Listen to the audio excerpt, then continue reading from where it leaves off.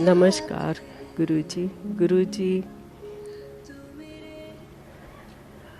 हमेशा शुरू से ही बड़ी सुंदर सी स्माइल करके निकलते थे तो नमस्कार करते थे। मेरे एक्सपीरियंसेस गुरुजी के साथ मैं नहीं कहूँगी कि डिफरेंट है, ये उनकी मेहर है। एक स्पिरिचुअल जो उनकी बख्शिश मेरे पे हुई वो मैं आपके साथ शेयर करूँगी।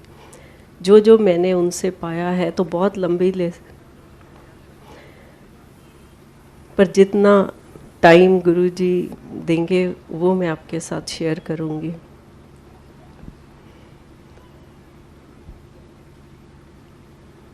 पहले दिन जब गुरुजी के पास हम गए, मैं अपने पेरेंट्स के साथ गई, मामा पापा के साथ। वो लुधियाना में थे, मैं गोविंदगढ़ में थी। और हमें उस टाइम पता नहीं था कि गुरुजी कौन है। हर कोई प्रॉब्लम लेके आता है उस टाइम, हम भी। ये 23 इयर्स ओल्ड बात है। और मेरे को उससे पहले की ज़िंदगी याद ही नहीं कि गुरुजी के बिना ज़िंदगी कैसी थी। हर पल हर क्षण गुरुजी के हिसाब से ही निकलता है और गुरुजी हमारी ज़िंदगी चलाते, और आज भी गुरुजी हमारी ज़िंदगी चला रहे हैं।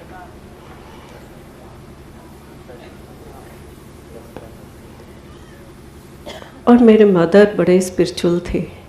जैसे ही हम गुरुजी के पास पहुँचे और गुरुजी से थोड़ी सी बात हुई तो उन्होंने अगले दिन आने को कहा।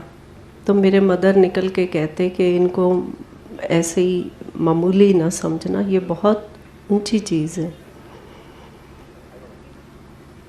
और ऐसे ही जब गुरुजी बुलाते गए हम जाते गए। एक दिन, और उस टाइम रश नहीं होता था, बहुत थोड़ी संगत होती थी।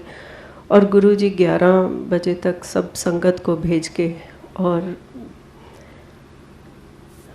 जिस दिन हम होते थे तो हमें रुकवा लेते थे। और मेरे फादर को कहा कि गाड़ी लगाओ। गुरुजी बैठ गए और मेरे मदर कहते मैं तो सिख हूँ। और उनके एक बाबा जी थे, संत थे, जो मेरे मदर उनको मानते थे। और वो मेरे मदर को बेटी कहते थे। कहते संगत मेरी सारी दुनिया, तू मेरी बेटी है, और घर बैठ के पाठ करना, तेरे को रब इत्थे ही मिलूगा। और जब गुरुजी के पास आए, उस दिन गाड़ी में बैठे, तो मेरे मदर के मन में आया कि मैं तो सिख हूँ, गुरु ग्रंथ साहब को मानती हूँ, और गुरुजी तो हिंदू हैं। और उन्होंने प्रेयर की कि मेरे को रास्ता दिखाओ। और जैसे ही गाड़ी में जा रहे हैं तो गुरुजी आगे बैठे हैं, वो सीट गायब हो जाती है, वहाँ उसकी जगह एक मंदिर और जोत आ जाती है। और मेरे मदर कहने लगे सारी दुनिया बेशक कुछ कहे, इनको कभी ना गलत समझना, ये तो खुद भगवान है।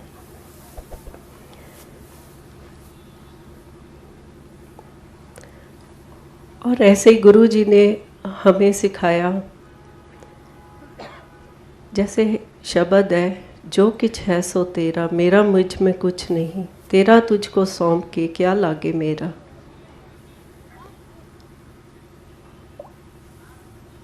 मेरे को तो प्रेयर्स के वर्ड्स भी गुरुजी ने सिखाए। मैं क्या क्या आपके साथ शेयर करूं।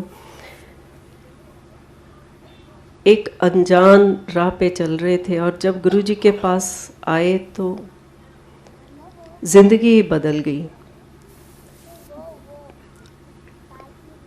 और जब गुरुजी ने एक एक चीज़ हमें खुद एक्सपीरियंस करवाई। अर्ली मॉर्निंग गुरुजी ड्रीम में आते हैं, और मैंने उठ के टाइम भी देखा। तो जैसे ही गुरुजी के पास पहुँचे तो गुरुजी कहने लगे, इन्ने बज के इन्ने मिनट ते मैं तेरा कल्याण करके आया। मतलब गुरुजी का ड्रीम में आना ड्रीम नहीं, वो खुद दर्शन देते हैं। और हमारा वहाँ से 1.5 घंटे का रास्ता है। और जैसे कभी गुरुजी ने बोलना हो हफ्ते बाद आना, और हफ्ते जैसे मैं अपनी ड्राइवे पे वॉक करते करते गुरुजी के साथ बातें कर रही हूँ, और एक हफ्ते की बातें गुरुजी ने एक दिन में वहाँ से, जैसे वहाँ उस टाइम गुरुजी अपने आसन पे नहीं बैठे रहते थे, चलते फिरते, कभी किसी अपने रूम में, और एक ट्रीटमेंट रूम था कभी उसमें, और निकलते स्माइल करके मेरी एक बात का जवाब दे देते, और शाम तक मेरी सारी बातों के जवाब मेरे को बिना कहे मिल जाते। उसका मतलब ये हुआ कि गुरुजी के पास आके बोलने की कोई ज़रूरत नहीं, वो तो बिन बोले ही सब कुछ जानदा।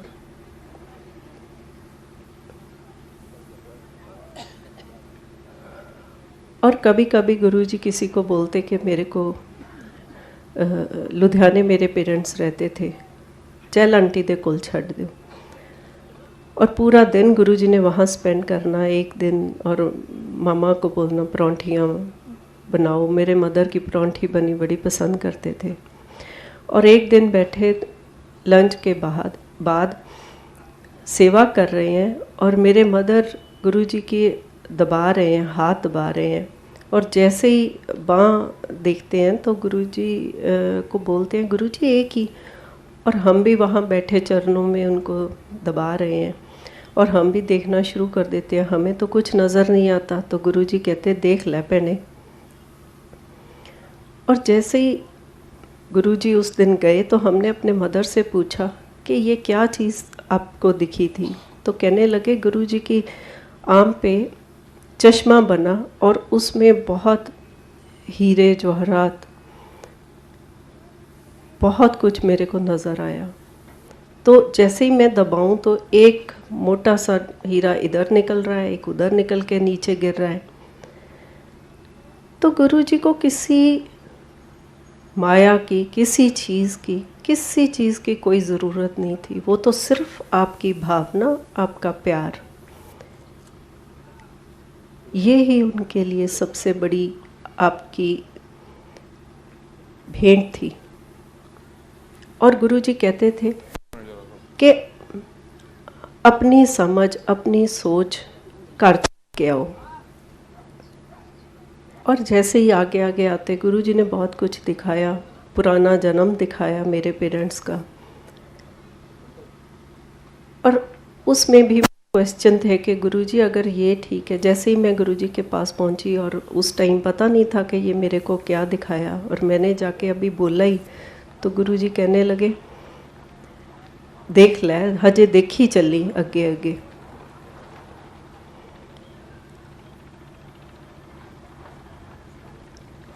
गुरुजी के साथ जयपुर जाने का मौका मिला, वहाँ पे भी बहुत एक्सपीरियंस देखे, और उस टाइम हमें गुरुजी का पता, हम तो एज अ फ्रेंड, गुरुजी ने लिबर्टीज़ बहुत ज़्यादा दी, बहुत पास रखा, और बहुत कुछ सिखाया ज़िंदगी में।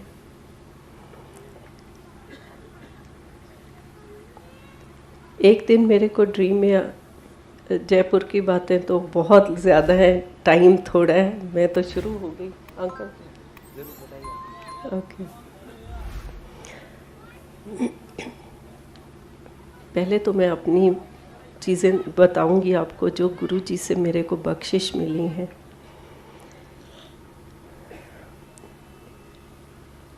एक दफ़ा गुरुजी को मैं मतलब दबा रही थी, आपको जैसे मैंने बताया कि गुरु जी ने प्रेयर्स के वर्ड भी मेरे को सिखाए। मेरे को नहीं पता था, मैं तो ब्लैंक होके वहाँ जाती, और जो मेरे मन में आता जाता, मेरे मुंह मतलब अपने अंदर ही वो चीज़ चलती जाती। जैसे जैसे मैं दबा रही हूँ मेरे अंदर से निकलना शुरू हो गया, गुरुजी मेरे पाप माफ़ कर दो, गुरुजी मेरे पाप माफ़ कर दो। और जब मैंने रियलाइज़ भी नहीं किया, एक दिन मेरे को रियलाइज़ हुआ कि ये मेरे अंदर से निकल रहा है, सोच के नहीं बोला। और इस चीज़ को 1-2 साल निकल गए, और एक दिन गुरुजी मेरे को और मैंने ये चीज़ किसी के साथ शेयर नहीं की, और एक दिन गुरुजी मेरे को कहते जा तेरे सारे पाप माफ़।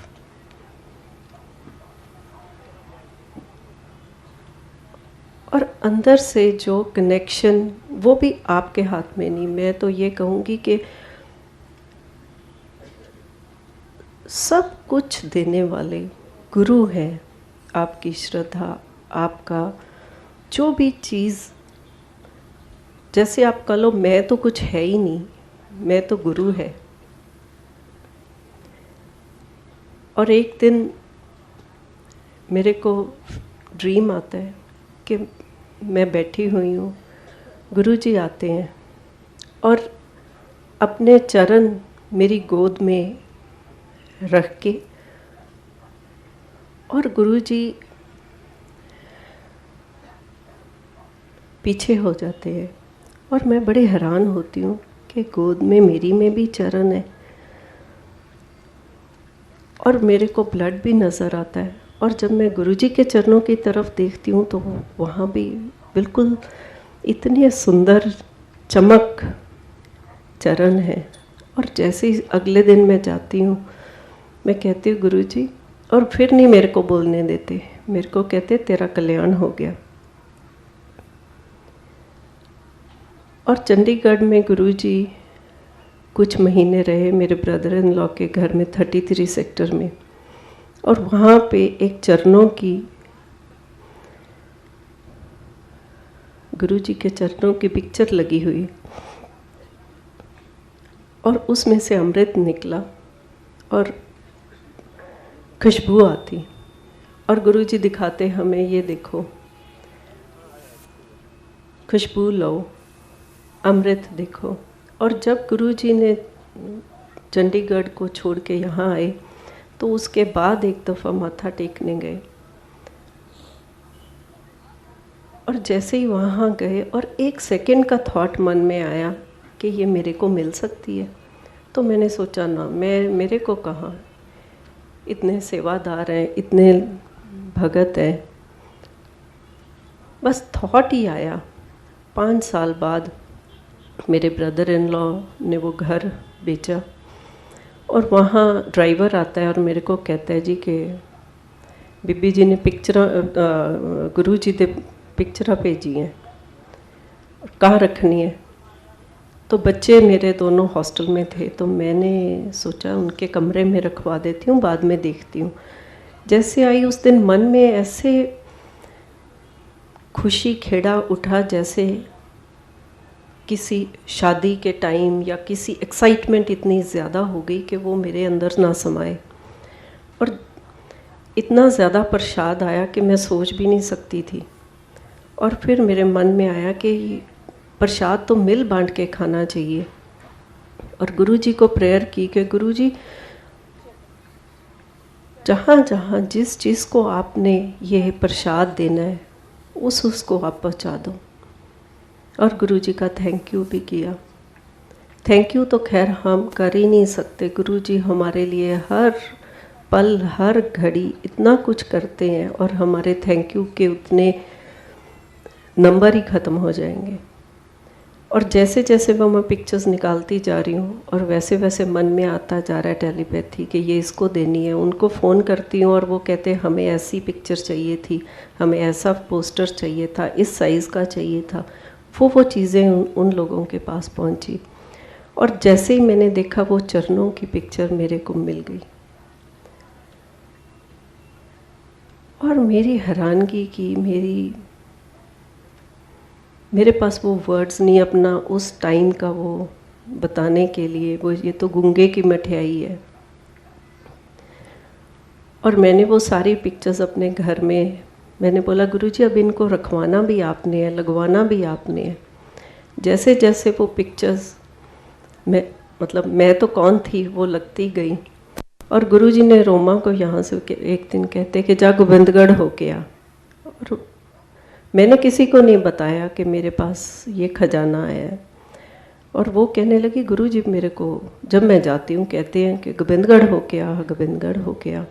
तो मैंने उसको कहा कि तू आ जा। मैं समझ गई कि गुरुजी उसको क्या दिखाना चाहते हैं।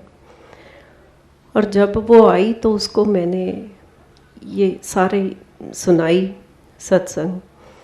और जब वो वापस गई तो गुरुजी को वो बोलने लगी गुरुजी वहाँ तो आपके चरणों की इतनी खुशबू, और वो परमानेंट खुशबू है, और इसका कनेक्शन वो मेरे ड्रीम के साथ है। हम लोग नहीं सोचते, हम रियलाइज़ ही नहीं करते हमें कब क्या। और गुरु इतने महान हैं, इतने,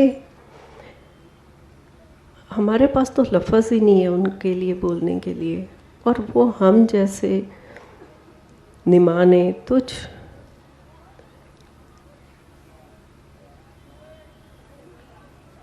क्या कहूँ अपने लिए। तो मैं तो कहती हूँ हम तो वो पिग है जो चिक्कड़ में जाते हैं और फिर आते हैं, गुरुजी हमें साफ सुथरा करके बिठाते हैं, हम फिर चिक्कड़ में चले जाते हैं। और जैसे ही गुरुजी को रोमा ने बताया तो गुरुजी कहने लगे केड़ी केड़ी चो खुशबू आंदी है। और उसका मेरे को फ़ोन आया कि गुरुजी ने तो ये कहा है, और उससे पहले मेरे को नहीं किसी और से आई। तो मैं भाग के सारे जगह खुशबू लेती हूँ, तो जो बच्चों के कमरे में गुरुजी ने लगवाई थी उसमें भी फ्रेगरेंस आ रही। ये तो गुरुजी की। और इनके साथ आगे खैर बहुत लंबी लंबी चीज़ें हैं। तो एक दफ़ा गुरुजी जीके में थे, तो जब वापस, हमारे को नहीं पता था, गुरुजी के प्रोग्राम तो किसी को भी नहीं पता होते, कहने लगे गड्डी लगाओ और हमने पंजाब चलना है। गड्डी लगाई और गुरुजी मेरे को हमेशा अपनी गाड़ी में बिठाते थे। और जब गुरुजी की गाड़ी के एक्सपीरियंस तो मैं आपको बता ही नहीं सकती। तब तो ऐसे लगता था कि बस अब ये ज़िंदगी यहीं ख़त्म हो जाए, इसके ज़्यादा तो मेरे को कुछ चाहिए ही नहीं। उस दिन जो गुरुजी के ड्राइवर के साथ वाली सीट पे बैठते हैं, गुरुजी ने उनको बोला तू गरेवाल दी गड्डी च बैठ और गरेवाल तू इधर बैठ। रात के टाइम जैसे हम जा रहे हैं तो गुरुजी एक छोटे से बेबी की तरह मेरे गोद में सिर रख के और आंखें बंद करके बैठे। और मेरे को अगर नींद भी आ रही है तो मैं सो नहीं रही, मैंने बोल रही हूँ ये पल मैं गंवाना नहीं चाहती। और जैसे ही मैं गुरुजी को प्रेयर करते करते मेरे को लग रहा है मैं इस ज़मीन पे, इस धरती पे नहीं हूँ, मैं तो अर्शों पे हूँ। और जैसे ही मैं प्रेयर कर रही हूँ तो लेटे लेटे सोए सोए गुरुजी मेरे को कहते बाहर देख। मैं बाहर देखने लग गई। कहते हो लाइट नहीं दिख रही तेनू? और मैं देखूँ, मैंने सोचा शायद दूर कहीं कोई लाइट है। और जैसे ही मैंने थोड़ा ऊपर होके देखा तो गुरुजी ने मेरे को लाइट के दर्शन करवाए। और मैंने देखा ये लाइट कहाँ से आ रही है। वो लाइट गुरुजी की गाड़ी का जो फ्लैग होता था और ज़ज़ की आवाज़ आ रही थी और उस फ्लैग में से वो लाइट निकल रही थी। और जैसे ही मेरे को लगा कि मैं गरेवाल को भी बोलूं कि आप भी देखो, और ये इनको नींद आ गई। और मेरे ध्यान में अगर मैं हिलती हूँ आगे इशारा करने के लिए तो गुरुजी डिस्टर्ब होते हैं जो मेरी गोद में है। और मैं ऐसे ही हूँ तो गुरुजी मैनू कहते रहन दे, उन्होंने नहीं दिखनी। और मैं उसके काफ़ी देर तक वो लाइट के दर्शन करवाए मेरे को गुरुजी ने। और कुछ देर बाद वो लाइट चली गई। और जैसे ही मैं ऊपर होके देखने की कोशिश कर रही हूँ तो वैसे ही लेटे लेटे गुरुजी मैनू कहते गई हुण हो।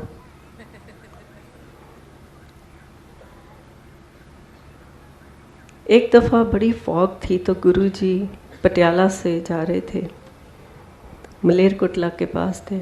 और मेरे को गुरुजी ने फिर अपनी गाड़ी में बिठाया और वो फॉग थी तो कुछ भी नज़र नहीं आ रहा था। तो मेरे को लगे मैं तो बादलों में गुरुजी के साथ, और हर टाइम मन से यही निकलता कि बस गुरुजी अब और नहीं चाहिए, ये सफ़र तो मेरा ख़त्म ही ना हो। और मलेरकोट ले गए और वहाँ पे गुरुजी ने मेरे को स्टड पौंड में लिपटे हुए मेरे को आवाज़ लगाई। मैं हमेशा पीछे ही बैठते थे, कभी कोशिश नहीं की आगे आके गुरु। और इतनी गुरुजी की मेहर रहमत, इतना प्यार दिया और आवाज़ लगा के बुला लेते थे। और कहते रिंपल इधर आ। और मेरे को कभी आंटी नहीं बोला गुरुजी ने, भैने बोलते थे या रिंपल बोलते थे। इधर आ, तेनू डायमंड का शौक है। और मेरे को इंग्लिश पॉन्ड में लिपटे 2 स्टड्स दिए जो पीकॉक की शेप में, ऐसे टॉप्स मैंने कभी नहीं देखे। वो प्रसाद दिया गुरुजी ने। और गुरुजी ने हमेशा बहुत ही भ्रम निकाले। जैसे कभी कुछ लंगर खा रहे हैं तो गुरुजी ने एकदम बुलाया, आके दबाओ। बाहर से आए हैं और अपने सॉक्स उतार के आए हैं और लगा अभी हाथ धोने हैं, या गुरुजी के साथ गाड़ी में भी हैं, लगा नहीं अभी मेरे हाथ साफ नहीं है। तो हमेशा गुरुजी उसी टाइम जब आपके मन में ऐसी बातें होती थी तो उसी टाइम कुछ ना कुछ ऐसा करवाते थे। और मन में रहता कि गुरुजी मेरे हाथ तो धोए नहीं। तो वहाँ से ये हुआ कि ये हमारी बाहर की सफाई की कोई गुरुजी नहीं देखते थे, वो तो अंदर का देखते थे। और कहते थे मन होवे चंगा तो नलके दा पानी भी गंगा, जो कि बहुत बड़ी बात गुरुजी ने हमें सिखाई।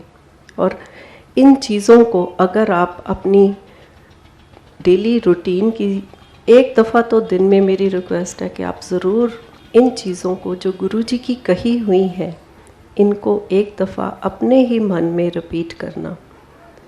मन होवे चंगा तो नलके दा पानी भी गंगा।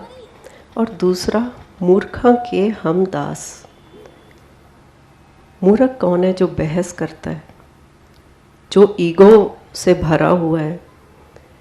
और मूर्ख की तो एक डेफिनेशन या एक चीज़ नहीं है, आप किसी भी चीज़ पे कर लो।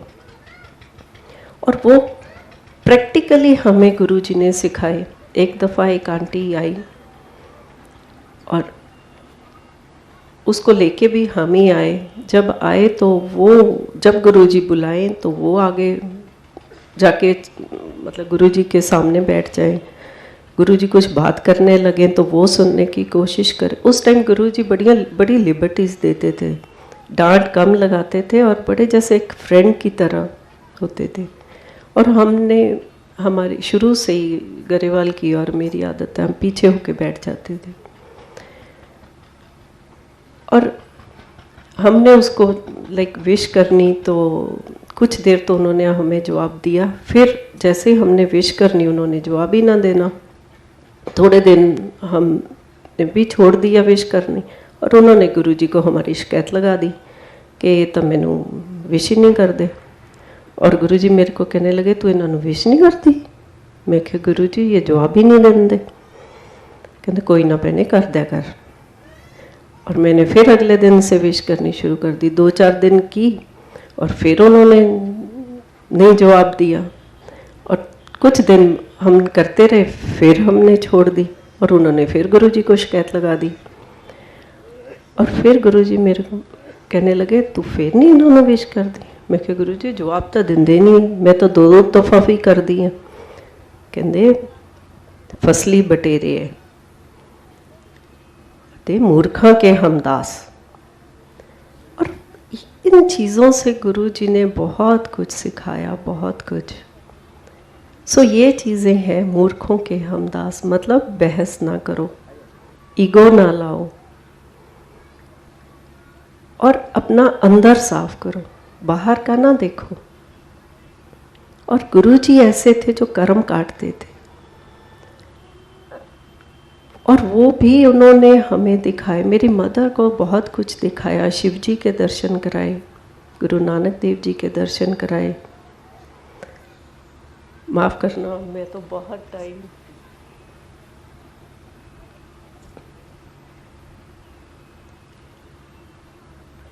फर्स्ट टाइम जब गोविंदगढ़ गुरु जी आए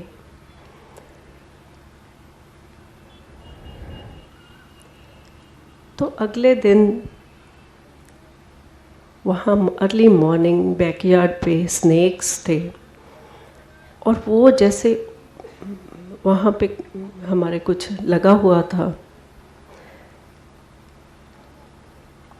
प्लांट्स वगैरह थे, तो उनमें ऐसे लगता था जैसे वो डांस कर रहे हैं। और हमारे जो वर्कर्स थे भागे हुए आए, कहने लगे कि सांप हैं जी, वो लड़ रहे हैं और बड़े बड़े बड़े सांप हैं। और जग्गी भाग के गए, कहने लगे इन्हों मारना नहीं। और उसी दिन हम गुरु जी का थैंक यू करने जलंधर गए। और जाके जैसे ही हमने बोला गुरु जी बड़े स्नेक है, कहते शिव जी आके गए सी, सप्पा ने तो आना ही सी।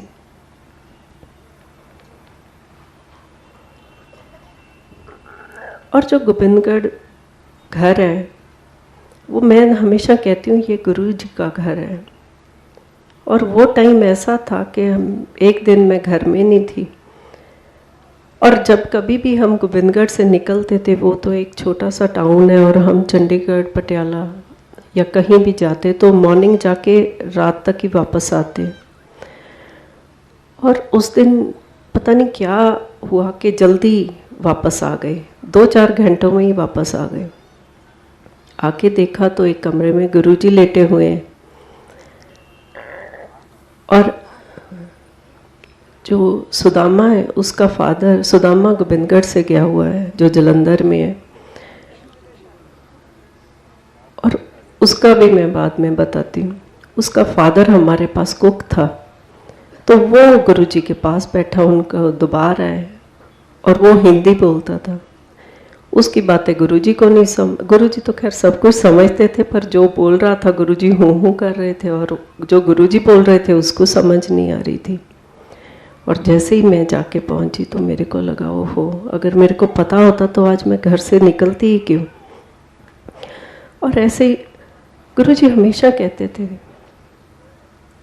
और मैं हमेशा कान पकड़ के गुरुजी से माफ़ी मांगती हूँ, कभी किसी चीज़ की मन में हो ना आए, क्योंकि वो मैं नहीं, वो गुरु है। गुरु कहते थे तुस तो मेरा परिवार हो। और ये बात छोटी नहीं है, अगर इस बात को समझो सोचो तो बहुत बड़ी बात है। गुरु के परिवार का हिस्सा होना, ये तो आपका जन्मों जन्मों का गुरु के साथ साथ है।